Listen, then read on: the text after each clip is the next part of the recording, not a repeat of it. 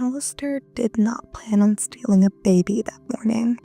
He'd actually been on a pleasant stroll through the Pentagram city, humming along to some jaunty little tune only he could hear, the air around him crackling with a faint radio static.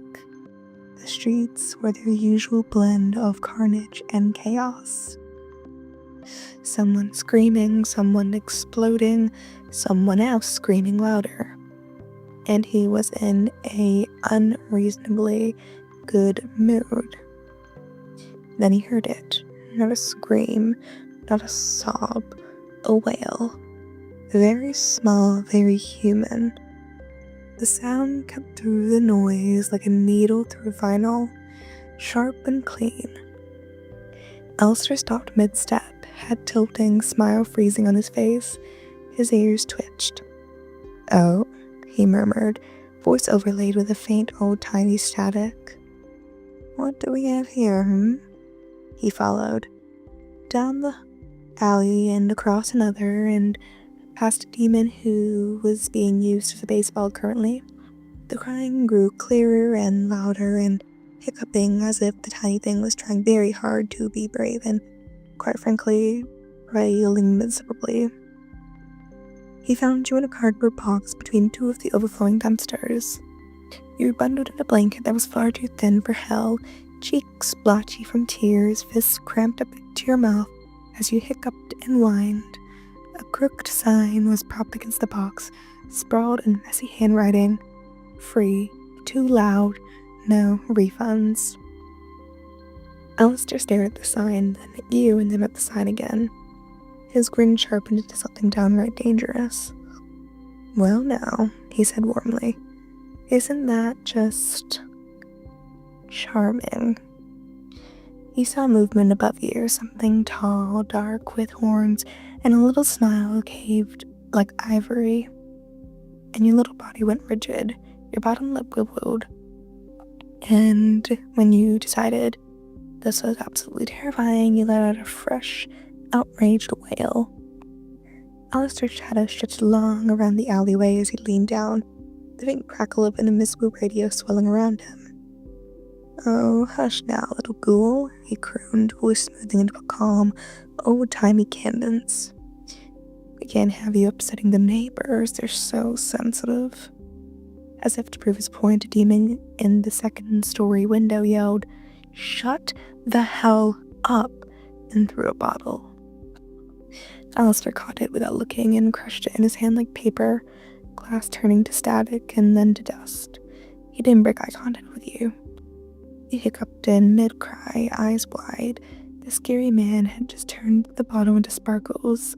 Your baby brain didn't exactly understand it, but it was very interesting. "There we are," he says brightly as if you'd done something wonderful.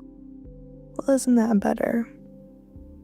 He reached down, long fingers surprisingly gentle as he scooped you up. Blanket and all, you made a tiny squeak, squirming, your tiny hands battling weakly at his vest. He adjusted his grip with an easy precision of someone who had handled far worse than an infant. Up close he could see your little features properly, red-rimmed eyes and band lashes, a little quiver in your bottom lip that he hadn't quite decided whether it was to cry or not. "Abandoned," he said softly, more to himself than to you. "Tisk, tisk, sloppy, wasteful, and terribly rude."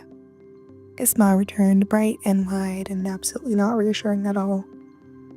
"Well, well, little one," he announced cheerfully, radio overlay flaring with enthusiasm. "Lucky for you, I am in a charitable mood today. I do believe you've just been acquired." You stared up at him, and then you grabbed a fistful of his bow tie and drooled on it. The radio demon, devourer of souls, breaker of empires, terror of airwaves, froze. He looked down at the wet patch.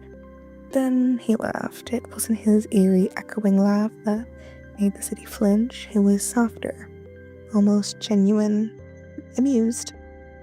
My, he chuckled. "Bit forward, aren't we? We've only just met." You gurgled loudly. News of Alastor walking through the streets with a baby spread across the pentagram city in minutes. He didn't carry you like something fragile nor like a hostage.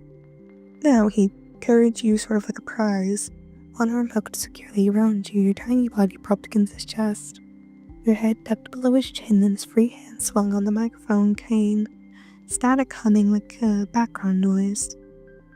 Demons fell silent as he passed. Is that a baby?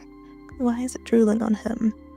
Demons asked. You were, in fact, drooling. Quite a lot, actually. One sticky fist pawed at his label, and the other clutching the edge of his waistcoat. Your eyes were big and sleepy, overwhelmed by the noise and the lights. Occasionally, Alastor would angle you towards something exploding in the distance. See that little fawn? He cooed. An excellent example of poor conflict management. He blinked, and boom, rattled the windows. He flinched, body tensing. Without a beat, his hand slid from the cane to your back, palm large and warm between your shoulder blades, and the air softened and seemed to hush. Static softened like a lullaby buried in snow. He murmured. No need for that now. Alastor has you. You didn't understand the words, of course, but you understood the tone, and the way his hand was steady and firm, your muscles relaxed by degrees, as soon as your head lowered against his shoulder, thumb finding your mouth again. Better, he said, satisfied. When he eventually made it back to the hotel, Alastor, Charlie's voice cracked as she pointed directly at you, eyes huge, practically popping out of her sockets. Why do you have a baby? The other stared. Angel just squinted. Is that thing alive? He blinked at him and made a soft baby noise. Oh, hell no, Hess murmured, eyes widening just like Charlie's and ears flattening. No, kids, absolutely no, I did not sign up for— Hey, get that drool machine away from my bar. Alastor beamed. Everybody? He announced like a radio host. We have a guest. Or perhaps a project. Oh, what? Charlie nearly shrieked. You, oblivious, reached out a chubby hand towards her crown, shiny. Alastor lightly bounced you, earning a delighted little squeal. Found our little dear abandoned in a box, he said pleasantly. Terrible show of manners, honestly, I simply couldn't leave them there. So you took them, Huss demanded. Yes, Alastor replied without a shred of shame. Consider it adoption. Yeah, that's not how adoption works, Baggy hissed, his head tilted, without crackling. It is now. He grabbed his suspenders and babbled triumphantly. Charlie's face softened when she saw that despite everything.